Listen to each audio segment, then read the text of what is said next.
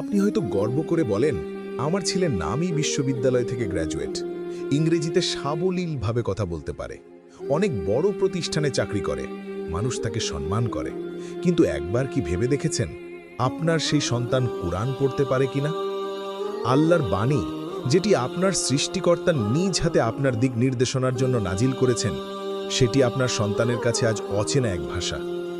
আপনি বলেন সে খুব শিক্ষিত, কিন্তু আল্লাহর কিতাবের অক্ষর চেনার যোগ্যতা তার নেই। সে হয়তো সুন্দরভাবে বক্তব্য দিতে পারে, উপস্থাপনা করতে পারে, কিন্তু কুরআনের তিলাওয়াতের সৌন্দর্য তার কানে অপরিচিত। সে দুনিয়ার আলোচনায় পারদর্শী, কিন্তু কখনো কি ফজরের সময় উঠে নামাজের জন্য দাঁড়ায়? সে হয়তো হাজারো মানুষকে মুগ্ধ করে, কিন্তু যখন কবরস্থানে যায় জানে না কিভাবে জিয়ারত করতে হয়, কারো জানাজায় গিয়ে জানে না কিভাবে দোয়া পড়তে হয়। আল্লাহর সামনে দাঁড়িয়ে নামাজ পড়তে পারে না, কুরআনের এক আয়াতও মুখস্থ করতে পারে না, অথচ আপনি গর্ব করেন আমার ছেলে বড় হয়েছে, সফল হয়েছে।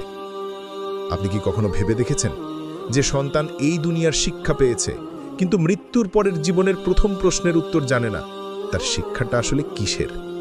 কবরের অন্ধকারে যখন মুনকার নাকির প্রশ্ন করবে, তোমার রব কে, তোমার দ্বীন কি, তোমার নবী কে, তখন কি তার ডিগ্রি, তার সার্টিফিকেট, তার সম্মান, তার পরিচিত মানুষরা তাকে সাহায্য করতে পারবে? আপনি হয়তো বলবেন, ছেলেকে ছোটবেলায় সময় দিতে পারিনি, তার পড়াশুনো নিয়েই ব্যস্ত ছিলাম। কিন্তু একটু ভেবে দেখুন, এই জীবন তো ক্ষণস্থায়ী। যার জন্য আপনি এত পরিশ্রম করছেন, সে যদি আল্লাহকে না চেনে, নবী সাল্লাল্লাহু আলাইহি ওয়াসাল্লামকে না জানে, দ্বীনকে না বোঝে, তবে এই সন্তান আপনার জন্য গর্ব নয়, আফসোসের কারণ হবে। একদিন সেই সন্তান আপনার জানাজার পাশে দাঁড়াবে, কিন্তু জানবে না কিভাবে জানাজার দোয়া পড়তে হয়। আপনার কবরের পাশে দাঁড়িয়ে কুরআন তিলাওয়াত করার বদলে হয়তো শুধু মোবাইল হাতে নিয়ে ছবি তুলবে বা ভিডিও করবে।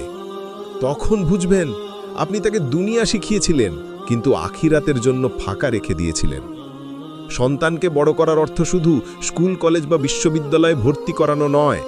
প্রকৃত শিক্ষা হলো তাকে আল্লাহর ভয় শেখানো, কুরআন শেখানো, নামাজ শেখানো, কারণ এই জ্ঞানই তাকে দুনিয়া ও আখেরাতে সফল করবে। আজ যদি আপনি আপনার সন্তানকে ডাকেন আর বলেন, বাবা আমার জানাজা হলে কি পড়বে, সে যদি চুপ হয়ে যায়, চোখ নামিয়ে ফেলে, তাহলে বুঝে নিন আপনি তাকে যে শিক্ষায় বড় করেছেন তা অসম্পূর্ণ।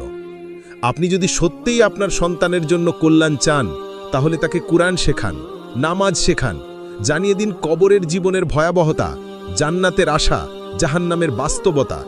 তাকে দুনিয়ার শিক্ষা দিন, অবশ্যই দিন, কিন্তু যেন দ্বীন হারিয়ে না যায়, কারণ একদিন